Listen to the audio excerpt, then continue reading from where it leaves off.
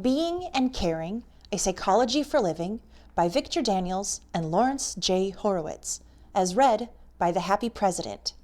Part 2, Connecting with Others. Chapter 9, Talking and Listening. We hear more in the words that we and others use when we listen to the music as well as to the lyrics. The fullest and richest communication typically involves listening for the feelings, meanings, and intentions that underlie the words we hear, and checking out what we think we're hearing to avoid getting stuck in mind reading. Communication theorists Richard Bandler and John Grinder distinguish between the surface structure, what's explicit, and the deep structure, what's hidden or latent, of our communication. When you speak, the experiences your words evoke in me are to some degree different from the experiences that led you to form those words. In Bandler and Grinder's usage, deep structure refers not to the actual experiences that underlie our words, but to a complete verbal description of the main features of those experiences. Here, we refer to that as the verbal deep structure, and reserve the term deep structure for our memories and feelings themselves. They use surface structure just as it's used here, for our actual words. I'm scared may be the surface structure of an event that has as its verbal deep structure, I'm scared of my mate when we argue intensely and emotionally. To recover the verbal deep structure from the surface structure, the basic question is, what's left out? For instance, suggests Bandler and Grinder, read the following sentence, then close your eyes and notice the visual image it calls up. Mary hurt me. Examine your image. What did you supply for hurt? Did you envision Mary slapping someone or making a snide or sarcastic remark? What you saw in your mind was something you added to the surface structure. You supplied it because it was deleted, left out. Once you realize that you don't know what Mary did, you can ask the speaker to describe how, where, and when Mary hurt him. Mary dropped her bowling ball on my toe eliminates the previous ambiguity. Much of the rest of this chapter is devoted to finding ways of coming closer to hearing other people's deep structures and of presenting our own more clearly. Talking. When I'm trying to say how I feel or what I want and you don't hear me, I may assume that you don't care about me and I feel hurt, distracted, or angry. In friendships, couples, families, workplaces, or classrooms, when people don't listen to each other's feelings, someone is likely to use cheating, drinking, running away, temper tantrums, bedwetting, playing sick, or hurting less powerful people to express the feelings that aren't being talked about.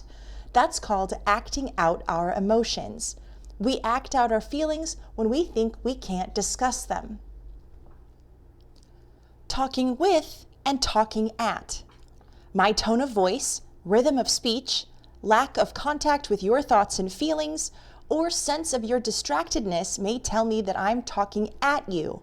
At that point, I can listen to what you're saying verbally or non-verbally, make eye contact if I haven't been doing that, and start talking with you in a way that becomes our shared reality. When you talk at me by broadcasting loudly or mumbling so softly that I have to strain to hear you, I imagine that you're talking primarily for yourself and indirectly to me. If you talk with me and want me to hear you, I feel valued. You care.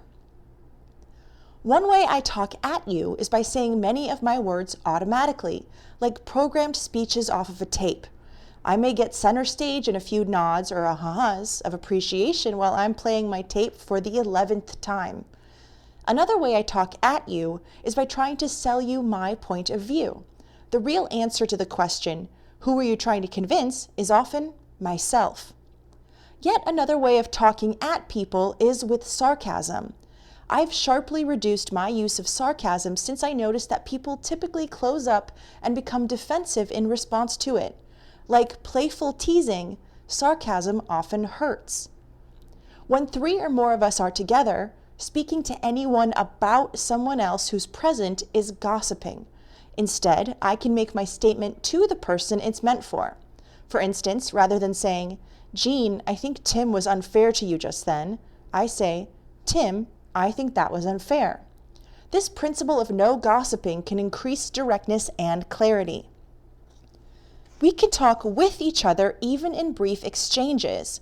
Going through the checkout stand at the market, I might distractedly comment on the weather while I'm thinking about something else entirely. By contrast, if I take a moment to look clearly at the checker, I may perceive a little about him or her. Then I might say, "You look energetic," or "I like your necklace." If my words touch the other person, we have a moment of genuine contact and both feel good. While you're speaking, I might think of something I must say and have a hard time holding back until I've heard you out. That can lead to statements like, "Sorry I interrupted you, but I was afraid I'd forget what I was going to say." I do well to remember that you're not hearing while I'm interfering. Occasionally, I get extremely annoyed when others interrupt me. I'm finding it easier these days to raise a finger and say, "Wait, I'm not done. I'd like to finish." Or, "I feel interrupted." I need, of course, to accept that kind of assertion from you, too, and to make my statement concise enough that others have time to speak. When I ramble on, I'm inviting interruption. Questions and statements. Substantive questions are attempts to get information and share communication. Effective questioning involves inquiry that leads to interested sharing. There's a difference between closed questions and open-ended questions. A closed question can usually be answered in a word or two. What time is it? It does little to develop a conversation. An open-ended question invites a fuller reply. What do you have planned for today? If a question is intended to convey your feelings or viewpoint, criticize another person's actions, or keep the other person talking and allow you to withdraw, it's not a true question, but a statement in disguise. For instance, in the question, "Why did you spill that all over the kitchen floor?" The real message may be the statement, "I'm upset and angry that you spilled that." Disguising my statement as a question allows me to cloud my own position. That makes me less vulnerable to attack. But there are unfortunate side effects. The most important of these is that my real statement may never get across to you. For example, Susan would like Frank to take her out to dinner. The questions-only dialogue lets everybody play it safe. "Frank, do you want to go out to dinner tonight?" Susan is really saying that she'd like to go out to dinner. Frank, not realizing that, replies, "I don't know. Why don't we stay home and fix something here?" "Why don't we ever go out anymore?" retorts Susan. "What do you mean we never go out? Didn't we just go out last week?" Susan's voice grows sharp. "Do you really think once a week is enough?" "Does it matter if we go out to dinner or not?" "Don't you want to take me out?" If Susan had presented her statement as such, the exchange might have gone, "I want to go out to dinner tonight." "Okay, where would you like to go?" Or, "I'm not feeling up to it. I can make us something." Questions disguised as statements often come across as attacks, especially "why did you?" questions. As the other person defends, the conflict escalates. Next time you're tempted to ask why, ask how or what instead. Rather than "why do you think you did that?" ask specifically "what did you do? How are you doing it?" Or even "when, where did you do it?" With these questions, notice how your experience is different than when you ask why. My communication becomes clearer when I learn to make clear statements, to detect other statements disguised as questions, and to respond to the statements instead of getting hooked by the questions. I can ignore the red herring question and say, "You sound upset. Is that right?" Or if the person is familiar with the idea of statements that hide beneath questions, "I think I hear a statement. What is it?" Repetition. One way to make sure you hear me when I'm saying something I consider important is to repeat my own message as many times as necessary to make sure it gets across. For example, Jill enters the room where Andy is sitting morosely in the corner. "Andy, how are you?" "Not so good. I'd like some time alone right now." "It's good to see you. I'm sorry you haven't been well." "I really don't feel like visiting now. I'd rather be alone." "Of course. But first, let's get you nice and comfortable. Jill, let me say it again. I want to be alone. Just lie here and I'll go put on some hot water. Jill, perhaps you didn't hear me clearly. I want to be alone. Oh, you want to be by yourself right now. Let me know when you're ready for company. Okay, that'll be great. So repetition can sometimes help get a message across. And if we've agreed to give each other acknowledgments that I hear you, or the equivalent once we've understood, we don't need to be afraid of boring each other with the repetition. Clear and concise, with spice. Writer Rasa Gustaitis reports that, after trying unsuccessfully to engage Fritz Perls in chit-chat, she said, "You're impossible to communicate with." "Communicate what?" was his reply. Many people never pause when they're talking. They run each sentence into the next, stringing them together with ands, buts, and so's. I have a hard time staying with such a person's line of thought for long. I need a moment to let the image evoked by each statement form in my mind. Perls used to ask people who talk in run-on sentences to say period after each sentence and then breathe before starting another one. We can also get rid of fillers that can turn a simple comment into a torrent of words. Some fillers are short, like, you know, I mean. Others are long. Well, I guess if I were really going to look at it from that angle, I could see where that might make some kind of genuine sense in the particular situation at hand. I could rephrase that sentence, "That makes sense to me," and lose nothing. In addition, we can avoid gratuitous remarks that do nothing to improve communication, but can make someone feel bad, like, "Ready at last? It's about time." This is especially important in close relationships. Research has consistently shown that married people are ruder to each other than they are to strangers. They interrupt their spouses more, put them down more, and hurt their feelings more. Extending courtesy and graciousness in our close relationships and editing out gratuitous insults is a small measure that can go hand in hand with constructive assertion. For instance, as Ogden Nash succinctly states, to keep your marriage brimming with love, when you're wrong, admit it. When you're right, shut up. Habits that interfere with listening. When I ask you to listen to me and you start giving me advice, you have not done what I asked. When I ask you to listen to me and you begin to tell me why I shouldn't feel that way, you are trampling on my feelings. When I ask you to listen to me and you feel you have to do something to solve my problem, you have failed me, strange as that may seem. Listen. All I asked was that you listen, not to talk or do. Just hear me. And if you want to talk, wait a minute for your turn, and I'll listen to you. That's a poem, original source unknown. Shifting the spotlight. When I was younger, if I had something to say, I left little room for anyone else to speak. My voice was loud enough to ride over other people's comments, and I got my thing said. In so doing, I defeated my purpose. People were so resentful that they didn't hear what I said. The greatest obstacle to effective listening, I eventually discovered, is getting caught in our own thoughts. I hear your first sentence or two, then tune out and go into my own ideas and fantasies until your voice tells me you're about finished. Then I tune back in so I can say my thing. Thus we talk back and forth past each other, each obsessed with our own concerns and hardly hearing the other person's. The challenge of listening is not to take the focus off the other person. In listening, the other person's needs, feelings, and issues are central.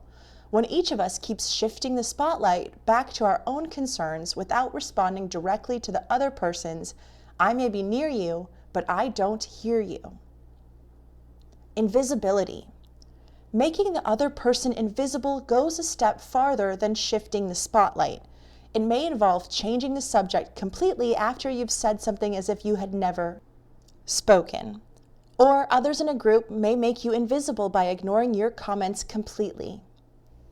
Snap judgments. Once I make a snap judgment, I close myself to further information that might challenge it. I'm sure I'm right, so don't bother me with reality. I can stop listening by knowing what you're going to say before you say it, so I use my listening time preparing a reply instead of taking in your full meaning. Or I may cut you off and finish your sentences for you. When I let you finish them yourself, how different what you say often is from what I was anticipating. Or I may dispute a detail that has little to do with your real meaning, getting caught in the words instead of listening for your meaning and intention. Advising and analyzing. One person seldom solves another's problems. No matter how sure I am about what you should do, or how much insight I think I have into your problems, ultimately you must make your own decisions, including whether to take my advice. Psychiatrist Eric Berne describes the game, Why Don't You? Yes, but, in which someone asks for advice and then turns down every suggestion.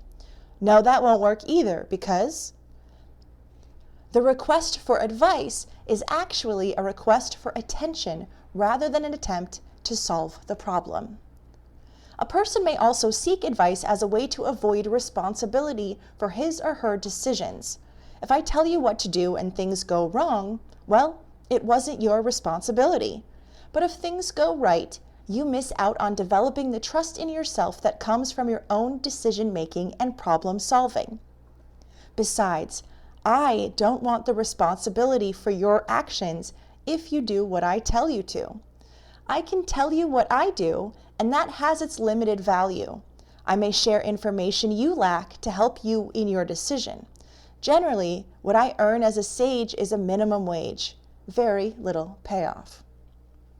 One or more of the reflective listening responses to be described shortly may be useful when someone seems to be asking for advice.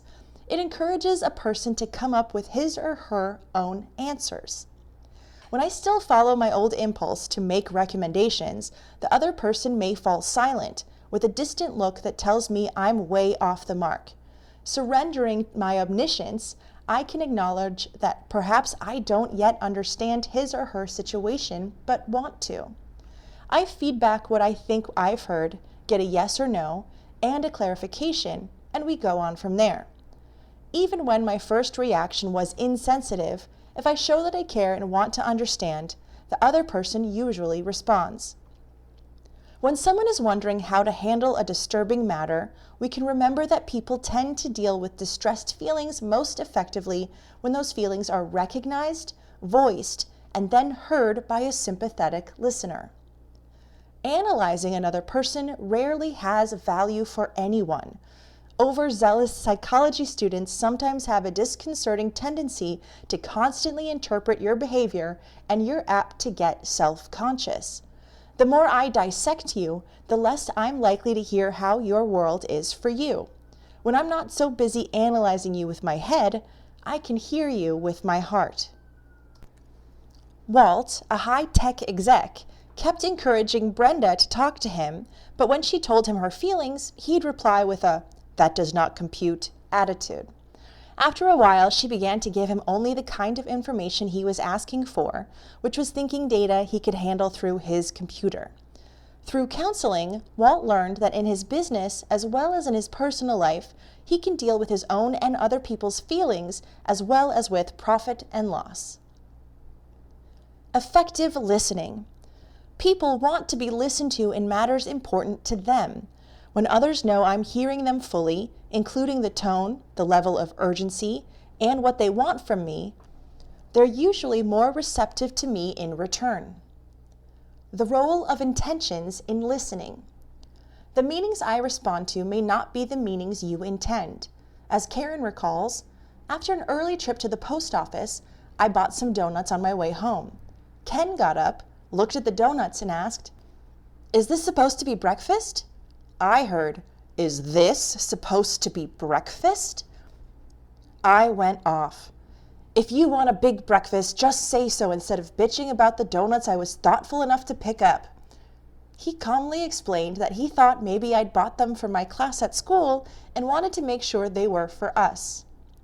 Confusing one intention for another can lead to hurt and anger. When that happens, I can clarify my intention, as Ken did about the donuts. What I wanted was... And checking in on your intention before I get locked into a position pays off. By noticing the kinds of mistakes and inferring intentions I consistently make, I can identify my areas of oversensitivity and deafness. Content and relationship messages. The essential point of a message may lie either in its explicit content or in some statement it makes, perhaps between the lines, about the relationship between the speaker and the listener. Some people point out Watzlawick, Bevan, and Jackson take everything as a relationship message to the point where it interferes with hearing content. We're more likely to do this the more unsure we are about ourselves or in the relationship. If you're busy and say no when I ask you to do the dishes, I don't have to assume that you don't love me. After all, since I sent you a content message, it's reasonable to assume that you're responding on the same level, that you're rejecting not me, but the dishes. Hidden agendas. Can you recall a recent discussion that seemed to restate the same problem without getting anywhere? Or one in which the other person seemed to be talking around something that was never quite said? Or one where you had a deeper concern that you didn't mention? An important issue that remains beneath the surface is called a hidden agenda. For example, a couple talks of Michelangelo as the hour grows late, though the main event for both of them is heated hormones. Gottman and colleagues describe some common hidden agendas. The first is caring. Whatever the content of a statement, the other person infers a relationship message of, my partner feels blank towards me. The hidden meaning in the statement, there's a piece of pie in your lunch bag, might be, I love you and want to make you happy. Or the reverse may be true. A second hidden agenda involves responsiveness or interest. My partner isn't interested in me and doesn't make room for us to spend enough time together. A mate's sharp, I don't know, when asked where the paper is might mean, I wish you'd talk with me more and read the paper less. A third common hidden agenda involves power. I'm in control, or I have no voice in decisions. A child might correctly or incorrectly translate the parent's message, I wish we could keep the house a little cleaner, as I expect you to do what I tell you to. A fourth hidden agenda involves identity, statements of self-definition that somehow declare, I want you to recognize who I am. The hidden agenda may be as real as the observed or working agenda. If powerful enough, it can stop progress in any other area until it's dealt with. When I suspect that you have a hidden agenda, I want to check it out and, if possible, make it an open agenda. Reflective listening skills. Carl Rogers has suggested several listening skills that are extremely useful. These reflective listening techniques involve stating the other person's ideas and feelings as you hear them. If I'm unclear about what you said, I can ask you to repeat it before I try reflection. For example, I didn't quite get that. Will you please repeat it? And if I still don't understand, I say, I still didn't get it. Try it again in different words. Sometimes when a message comes through jumbled, the speaker may not want it to be clear. Maybe the real message is, I promised the job to somebody else, but I don't want to say so. Or, no, I don't want to go out with you again, but I'm embarrassed to just tell you that. In those cases, it's as if the message has a lot of wrapping paper around it. At that point, I can peel away the paper and repeat back to you what I think your message is. I might say, I think you just said you have someone else in mind for the job.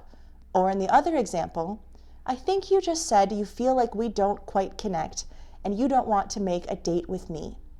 If I say this in a way that lets you know I can hear the message without falling apart, it gives you the options of confirming, denying, changing the message, or not replying, and I find out what I needed to know. Reflection can be an effective response to anger, especially when used to acknowledge the anger as it masks feeling of fear or hurt. A word of caution about reflection. When I'm angry at another person or feeling critical or hostile, it's hazardous to focus on reflecting that person's feelings. What I need to deal with then is my feelings. My emotions can interfere with my ability to listen, or they can help me listen. If I'm afraid or anxious, I may have a hard time hearing much. If I want you to like me, I may worry so much about how you're responding to me that I'm almost deaf to what you say. Or your words may touch off my anger or anxiety even though you intend no offense or threat. But when I attend to what I feel as you talk and try to discover how I'm triggering those feelings, I'm using my emotional responses to become more sensitive to what's going on with both of us. Sometimes I want to make sure you hear something I'm saying. Then I might say, I'm not sure if I said that very well. Tell me what you're hearing me say. I'm getting you to reflect back what I said to find out if I'm clear. I may also say, I tune out when I listen sometimes, and it's important to me that you hear me. So if you tune out while I'm talking, let me know and I'll repeat it. The key to this is letting you know I respect wherever you are. The Tribal Council and the Go-Around. The Tribal Council, an ancient social institution used by North American Indian peoples to deal with important problems, gives everyone a chance to hear the others. It makes it less likely that anyone can dominate the conversation by his or her ability to shout others down. A simpler relative of the Tribal Council is the go-around. It can be a good way to start off a meeting. Everyone makes contact and hears what other people are thinking and feeling. Each person in the circle says how he or she is feeling right now, tells of a recent important experience, or speaks to an issue. Then the person sitting to his or her right or left speaks, and so on around the circle. This can go quickly, while the tribal council often takes a long time. In the go-around, each person may be limited to a minute or two. We don't always have to listen. Listening is a more active process than hearing. Of the many things I hear, I choose a few to listen to. When I'm unwilling to listen, I may indulge in selective deafness, in which I don't hear what I don't want to hear. We don't have to be good listeners all the time, or communicate well with everyone. Some of the people I meet aren't going to hear me no matter how well I speak, and there are times when I need to be with myself. I can stay in touch with what I want to listen to and what I don't. I can ask myself, what am I learning or enjoying? Does the other person really need me as a listener now? I can more easily be there for you when you want me to if I don't waste my energy listening to things neither of us cares about. I don't need to make listening into a hard job. My presence alone, when I'm truly there for the other person, is nourishing and helpful. Often, a person can tell just by the way I sit, by eye contact, and by other signs whether I'm present or interested or not. When I'm not, all the listening techniques in the world won't help. When I'm tuned in, I may not need to say anything at all for the other person to feel heard. That's active silence. Sound and silence. The ability to be silent when appropriate is an important dimension of self-mastery. When in a group, some people are uncomfortable with silence. If a half a minute passes with no one talking, someone will comment to fill up the space. This leaves people little time to sit with their thoughts. As I discover my own silence, my consciousness undergoes a change. I begin to hear the quiet around me that's punctuated by the occasional sounds and the spaces between the words when others talk to me. Inner and outer silence go together. After you read this paragraph, stop reading and listen to your own inner talking, to its rhythm and sound, and the kinds of words and phrases you use. Whom are you talking to? Do you badger and nag? Are you figuring something out or just babbling on? Now listen as another person talks. The speaker's cadence or rhythm carries a message. What is it? As you keep listening to his or her voice, begin to imagine music playing in the background. It may be rock, country music, jazz, Baroque chamber music, symphonic, or whatever else fits the sound of that voice right now. Next, try to think of a song title that fits the music. Your title may be the statement the person is making. As you yourself talk, does your voice fit your message? If not, can you make it do so? Listen in your mind as Pearls describes some of the things he hears in people's voices. Do you sing or do you saw? Do you stroke or do you rasp? Is your voice dead or soaked in tears? Are you machine gunning me with rapidity and explosiveness of each of your words? Do you torture me with mumbling low sounds? Is your voice boomingly filling the room, leaving no place for anyone else? Are you engulfing me in loving sound vibrations, melting me and turning on lush, embracing fantasies? The sound is true, poison or nourishment, and I dance to your music or I run away. I cringe or am attracted. Double messages, saying two contradictory things at the same time, are sent via a contradiction between my words and the sound of my voice. A loud, aggressive, "I'm not angry," is a double message. So is a tense, tight, "I feel fine." When I notice that I'm sending a double message, I can label what I'm doing. I guess I'm saying two different things at once. On one hand, I'd like to let you use the tools, and on the other hand, I'm concerned that they might get broken. I could respond to your double message in a similar way. Let's see if I'm hearing you. You seem to be saying two things. Double messages can occur when we have hidden rules about what we can discuss or when some important feeling isn't getting mentioned. They're common when we have hidden agendas. They're not something bad or wrong that we need to respond to moralistically, but rather a source of confusion and mistrust that we need to clear up. Handling complaints and disagreements. In ongoing relationships, we can prevent ourselves from saying things we need to say because we're waiting for the appropriate time. As these many small things build up, we get a big storehouse of things that haven't been said, each with anxiety and resentment attached. By saying them as they occur, we avoid that buildup. The unsaid feeling may be simple, like, "I love you," "I wish you wouldn't make the tea so hot," or "I don't want you to put your fingers in the peanut jar." When you tell someone how you feel about what he says or does, it's crucial to specify the particular behavior your feelings are a response to. This specificity distinguishes helpful feedback from useless or even harmful feedback. If I say, "I feel closed off towards you right now," I haven't mentioned any action on your part that I'm responding to. But if I say, "I feel angry at you for criticizing Frank," or "I love being hugged like that," I'm telling you how I feel about something you do that makes a difference to me.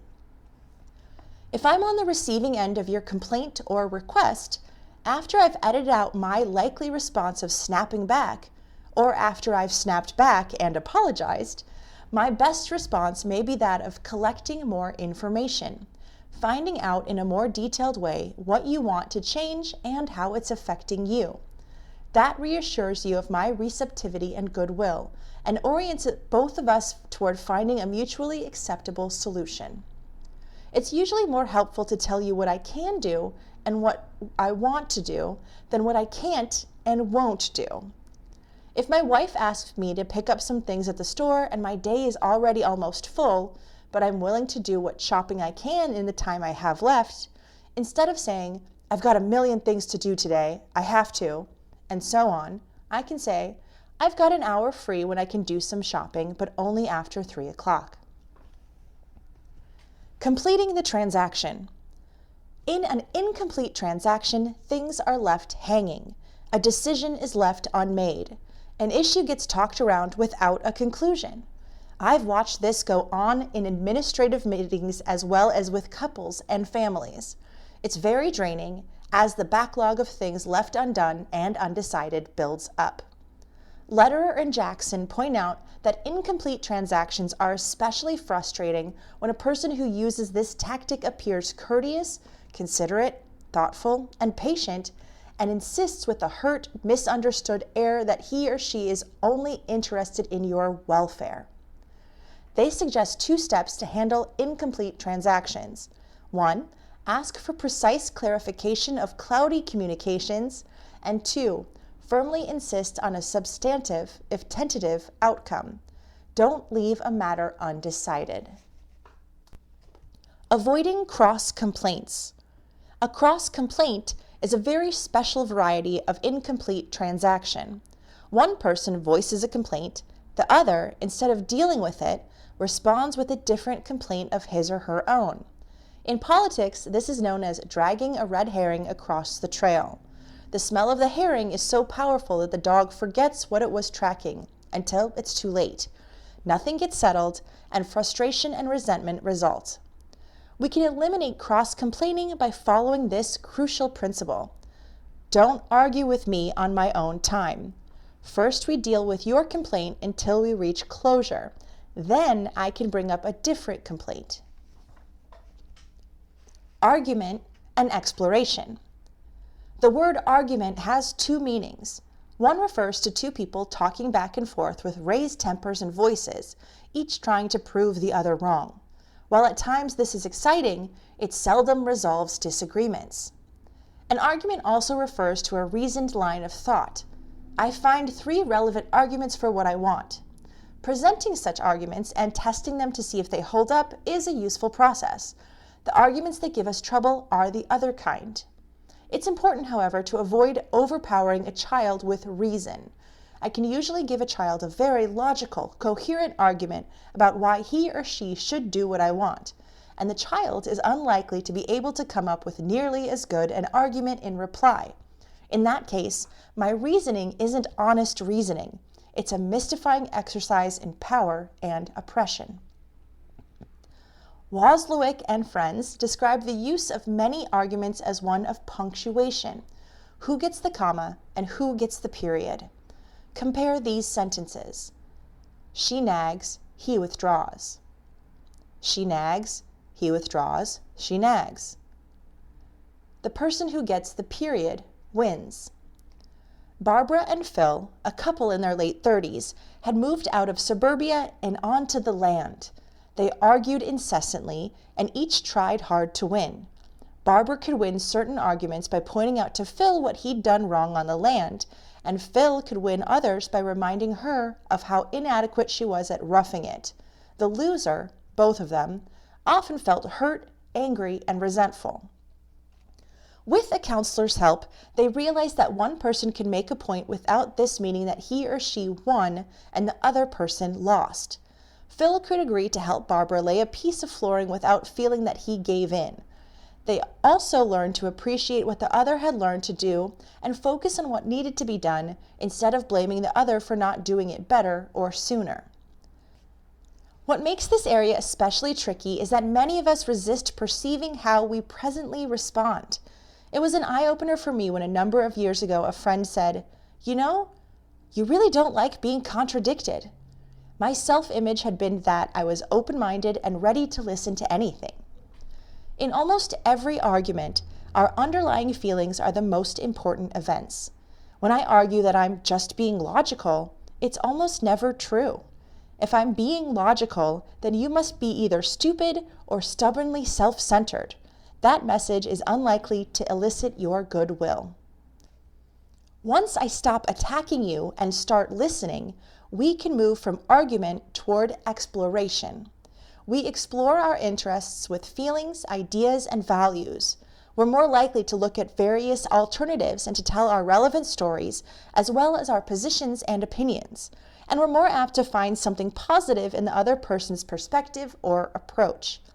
If, on the other hand, we forget to mention the things we appreciate, we may end up like this dour old Scotsman who looked down at his wife's grave and said, "Aye, she was a good woman, and I nearly told her so once." End of chapter 9.